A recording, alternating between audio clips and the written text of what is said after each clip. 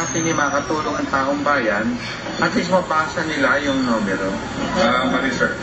Again, mali talaga. Law enforcement issue ang sinasabi namin dyan. Gawin ang kapulisan ng kanilang trabaho. Ganito kainit na naging pagtatalo kanina na magharap ang MMDA at mga miyembro ng Motorcycle Philippines Federation.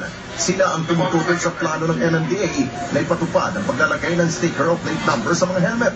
Gusto itong ipatupad ng Metro Manila Council para mapawasan ang laganap ng motorcycle-related crimes tulad ng cellphone snatching at hold-upan. Sabi ng MMDA, solusyon ito para madaling mapansin ang mga hindi rehistradong motorsiklo na karaniwang ginagamit sa paggawa ng krimen. Pero hindi kontento ang Motorcycle Club. Additional na naman niya sa kotong sa mga checkpoint. Additional yan eh.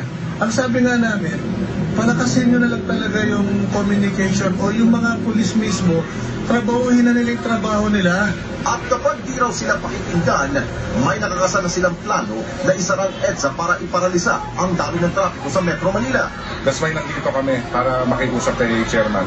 Napigilan na ito abruptly.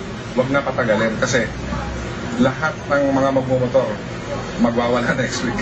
Bukod sa tinawag nilang community involvement para sa grupo, dapat daw isa batas na ang pagsusuot ng vest ng mga rider.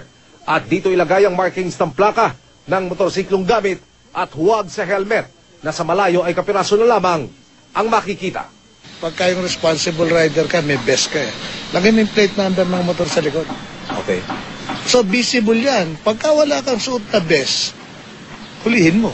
Yung carnapping yan. Pagka yung plate number ng vest mo hindi match do sa motor mo, hulihin mo agad, biski na barangay. Opo. Pwede mo sitahin. Opo. Ngayon, yung riding in tandem, pag pumutok sila, visible yung plate number sa likod.